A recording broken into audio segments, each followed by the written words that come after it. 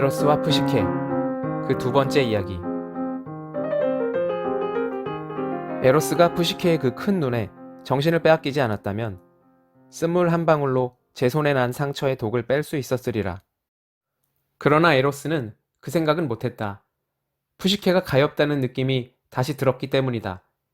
그래서 에로스는 제 손으로 벌인 장난을 거두어 드린다고 푸시케의 머리카락에 단물을 뿌려 그 아름다움을 빼앗기는커녕 한층 더 아름답게 해주었다. 푸시케의 침실에서 돌아온 순간부터 에로스는 이미 그 전의 에로스가 아니었다. 금화살에 찔린 상처 때문에 푸시케를 그리워하기 시작한 것이다. 에로스는 원래 나이를 먹지 않는다. 하지만 사랑의 상대가 나타나면 달라진다. 푸시케는 머리에 단물방울이 묻은 날부터 나날이 아름다움을 더해갔다. 그러나 입술에 묻은 스물방울 때문에 나날이 더해가는 아름다움으로도 아무 은혜를 누리지 못했다. 사람들의 눈이란 눈은 모조리 푸시케의 아름다움을 쫓고 입이란 입은 남김없이 푸시케의 아름다움을 칭송했다. 그러나 왕자나 귀족은커녕 하찮은 시정 잡배들조차 지나가는 말로나마 청혼하는 일이 없었다. 위로 두 공주는 왕자들과 혼인하여 차례로 왕국을 떠났지만 푸시케만은 까닭도 모른 채 빈방을 지키며 꽃 같은 세월을 하는 일 없이 앞세우고 살았다. 왕은 자기가 모르는 사이에 혹 푸시케가 신의 노여움을 사거나 시기를 입지 않았는지 모르겠다고 생각하고는 아폴론 신전이 있는 델포이로 사람을 보냈다. 아폴로는 태양의 신, 음악의 신이기도 하지만 때로는 운명을 점치는 예언의 신이기도 하다. 아폴로는 델포이에 있는 아폴론 신전에다 한 인간의 운명이 어떻게 될 것인지 자기 뜻을 맡겨놓는다. 이 맡겨놓은 뜻은 신이 맡겨놓은 뜻이라고 해서 신탁 또는 탁선이라고 부른다. 아폴론 신전에서 아폴론의 뜻을 전하는 예언자는 이런 말을 했다. 이 처녀는 인간의 아내가 될 팔자가 아니다. 보아라, 올림포스 신들도 인간도 그 뜻을 거스를 수 없는 요사스러운 괴물이 산 꼭대기에서 처녀를 기다리고 있구나. 어쩌다가 이 지경이 되었느냐. 아름다움이란 비와 같아서 모자라면 가뭄이라 하고 넘치면 홍수라 하지 않더냐. 아폴론의 뜻을 전해 들은 왕의 걱정은 이만저만이 아니었다. 아버지는 딸을 불러다 놓고 한숨을 쉬며 탄식했다. 얘야, 이 일을 장차 어쩌면 좋겠느냐. 나는 곧 이 세상을 하직할 것이다만 이 땅에 오래 머물러야 하는 너는 장차 어쩌려느냐. 그러나 푸시케는 오히려 아버지를 위로했다. 아버지, 저도 상심하지 않을 테니 아버지도 제 팔자 때문에 상심하지 마세요. 아폴론 신의 뜻이라면 피할 수 없는 운명입니다. 저 바위산 꼭대기에 사는 괴물의 아내가 될 운명이라니 제 발로 가렵니다. 왕은 눈물을 머금고 신하들에게 명하여 공주를 바위산 꼭대기로 데려갈 준비를 하게 했다. 공주를 데리고 바위산으로 가는 행렬은 혼례 행렬이기보다는 장례 행렬에 가까웠고 신부 푸시케가 입은 옷은 공주가 결혼식 날 입는 대례복이기보다는 죽은 사람에게 입히는 수의에 가까웠다. 이윽고 행렬은 산 꼭대기에 이르렀다. 하지만 괴물이라는 신랑의 모습은 어디에도 없었다. 공주를 모시고 왔던 사람들은 괴물이 두려웠던지 손가락 한 번 퉁길 시간도 기다리지 못하고 산을 내려가 버렸다. 푸시케는 산 꼭대기에 혼자 남았다. 제 발로 온 셈이기는 하지만 나이 어린 푸시케에게도 괴물 만나기는 무서운 일이었다. 푸시케는 오들오들 떨면서 바위에 몸을 기대고 한동안 그렇게 서 있었다.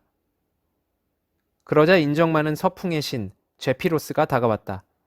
제피로스는 조개 껍데기를 밟고 서 있던 아프로디테를 키프로스 섬 해변으로 데려다 준 바로 그 바람의 신이다. 제피로스는 푸시케를 가볍게 들어 골짜기로 데려다 주었다. 꽃이 참 흐드러지게도 핀 골짜기였다. 꽃 향기 덕분에 마음을 가라앉힐 수 있게 된 푸시케는 풀이 무성하게 자라있는 두개에 앉아 잠시 눈을 붙여서 기운을 차리고는 주위를 찬찬히 둘러보았다. 멀지 않은 곳에 키 큰 나무가 우를창창 들어서서 보기 좋은 숲이 있었다. 푸시케는 숲으로 들어갔다가 뜻밖에도 엄청나게 크고 웅장한 궁전을 보았다. 어디로 보나 인간의 손으로 만든 여느 구조물 같지가 않았다. 푸시케의 눈에 그 궁전은 올림포스의 딸림 신들이 세운 궁전으로 보였다. 푸시케는 차 한 잔 끓일 시간 동안 넋을 놓고 궁전을 올려다보며 이런 생각을 했다. 내 형편이 지금보다 더 나빠질 수 있을까? 물러서려고 해봐야 물러설 곳도 없다. 나를 지켜줄 수 있는 것은 이제 나밖에 없어. 오냐, 더 물러설 곳도 없으니 차라리 용기를 내서 들어가 보자. 푸시케는 용기를 내어 궁전 안으로 들어갔다. 들어간 것은 잘한 일이었다. 그 안에 있는 것, 그 안에서 보이는 것 가운데 푸시케의 마음을 기쁘게 하지 않는 것, 가슴을 두근거리게 하지 않는 것은 하나도 없었다. 둥근 천장을 받치고 있는 것은 황금 기둥이요. 황금 기둥이 놓인 바닥은 설화석고였다. 이루 헤아릴 수 없이 많은 방에는 이루 헤아릴 수 없이 많은 보물이 쌓여 있었다. 푸시케가 정신을 놓고 사방을 살피는데 어디에선가 귀에 선 목소리가 들려왔다. 둘러보아도 소리 임자의 모습은 보이지 않았다. 여왕이시여, 보시는 것은 모두 여왕의 재물이며 들으시는 것은 힘을 다하고 정성을 다하여 여왕을 받들 하인의 목소리입니다. 우선 안방으로 드시어 부드러운 거위 깃털 침대에서 쉬시고 혹 내키시면 가까이에 있는 욕실을 찾아 몸을 닦으세요. 목욕을 마치시면 식탁은 정자에다 마련하면 어떠할까 합니다. 여왕께서 괜찮으시다면 그리 모실까 합니다. 푸시케는 목소리만 들리는 시종의 말대로 깃털 침대에서 쉬고 욕실에서 몸을 씻은 뒤 정자로 건너갔다. 정자에는 차린 맵시와 맛이 두루 산해진미라고 할 만한 음식이 있었고 그 맛과 향이 두루 근심을 잊게 하는 술이라고 할 만한 음료가 있었다. 보이지 않는 음악가가 빚는 가락도 있었다. 누군가가 나직이 노래를 부르자 또 누군가가 수금을 탔으며 마지막에는 여럿이 한 목소리로 잘 어울리는 화음으로 노래했다. 푸시케는 괴악하고 요사스러운 괴물이라던 신랑을 한 번도 보지 못한 채 그 궁전에서 신혼을 보냈다. 신랑은 늘 한밤중에 들어왔다가 날이 새기 전에 나가버렸기 때문이다. 그러나 눈으로 본 적은 없어도 손끝으로 가늠한 바는 없지 않았다. 신랑은 푸시케가 더듬어 알기에 요사스러운 괴물은 아닌 듯했다. 어느 날 푸시케는 신랑에게 오래 망설이던 말을 했다. 당신이 어둠이라면 보아도 보이지 않고 만져도 손끝에 걸리지 않을 테니 보려고 하지 않겠습니다. 하지만 손끝에 더듬어지는데 보지 못하는 제 심정을 헤아릴 수 있으신지요? 신랑의 음성이 들려왔다. 더듬어 알 수 있되 보지 못하는 자를 우리는 장님이라고 하고 보되 들을 수 없는 자를 우리는 귀머거리라고 하지요. 성한 사람도 장님이 되고 귀머거리가 되어야 할 때가 있는 법이지요. 남편의 음성은 뜻밖에도 앳되었다. 모습을 보이시지 않는 까닭이 있으면 그거라도 가르쳐 주세요. 시중 드는 이들에게 부끄럽지 않게 까닭이라도 가르쳐 주세요. 내가 좋아서 이러는 것이니 굳이 내 모습을 보려 하지 마세요. 나는 그대를 사랑하는데 내 사랑이 믿어지지 않는 건가요? 믿어지지 않으면 내 곁을 떠나세요. 의심이 자리 잡은 마음에는 사랑이 깃들이지 못해요. 내가 그대에게 모습을 보이지 않는 까닭은 그대가 나를 사랑하기를 바랄 뿐이지 삼가거나 섬기기를 바라지는 않기 때문이에요. 푸시케는 이 말에 힘을 얻어 본 마음을 되찾고 얼마간은 더 행복을 누릴 수 있었다. 그러나 그 기간은 오래가지 않았다. 신랑에 대한 의심은 사라졌으나 딸이 행복하게 살고 있다는 것을 알지 못한 채 눈물로 세월을 보내고 있을 부모 생각, 동생이 행복을 누리고 있다는 것을 알지 못한 채 한숨으로 세월을 보내고 있을 언니들 생각이 푸시케를 괴롭혔기 때문이다. 어느 날 푸시케는 또 오래 망설이던 말을 했다. 저는 행복합니다. 다만 마음 한구석이 허전할 뿐입니다. 시집간 제 언니들에게 제가 누리고 있는 행복을 한 자락이라도 보일 수 있다면 좋겠습니다. 언니들은 저 때문에 한숨으로 세월을 보내고 있을 것입니다. 사랑의 그릇은 무엇을 넣음으로써 채우는 것이 아니라 비워냄으로써 채우는 것이라는 이치를 알아야 합니다.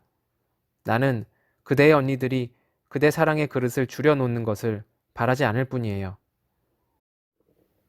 푸시케는 신랑의 반허락이 떨어지자 서풍의 신 제피로스에게 소식을 전해줄 것을 부탁했다. 제피로스는 산을 넘고 물을 건너가 푸시케가 잘 살고 있다는 소식을 전했다. 뿐만 아니라 어떻게 사는지 꼭 한번 보고 싶다는 언니들을 궁전으로 데려오기까지 했다. 푸시케는 언니들과 오래도록 나누지 못한 정을 나누었다. 두 언니는 푸시케의 시중을 알뜰살뜰 들어주는 보이지 않는 하인들, 집안을 음악으로 가득 채우는 보이지 않는 악사들, 방방에 넘쳐나는 엄청난 재물에 혀를 내둘렀다. 이것이 도대체 무슨 수로 이런 호사를 누리고 있는 것일까? 푸시케에게 견주면 우리가 살고 있는 곳은 오두막이 아닌가? 언니들에게 질투하는 마음이 일었다. 그러나 언니들은 그런 마음을 꾹 누르고 막내에게 이것저것 닥치는 대로 물었다. 뽐내고 싶은 사람에게 질문만큼 기다려지는 것은 없는 법이다. 푸시케는 궁전살이에 대해 언니들이 묻는 말에 시원시원하게 대답했다. 언니들의 질문은 넘어서는 안 될 선을 넘고는 했다. 신랑은 뭘 한대? 사냥 다녀. 자주 봐? 응. 밤늦게 사냥터에서 돌아오고 날 새기 전에 사냥터로 돌아간다면 그 모습을 네가 자주 봤을 리 없잖아. 두 언니의 이런 질문에는 푸시케도 시원하게 대답하지 못했다. 의심의 가닥 하나를 잡은 뒤부터 언니들이 하는 질문과 추궁은 집요했다. 착한 푸시케는 유도신문에 걸린 셈이었다. 결국 푸시케에게서 신랑을 한 번도 본 적이 없다는 실토를 받아낸 언니들은 막내의 가슴에 의혹의 맞불을 놓아 자기들 가슴에 인 질투의 불길을 잡으려 했다. 아폴론 신께서 저 신전의 예언자에게 맡겼던 뜻을 네가 설마 잊은 것은 아닐 테지?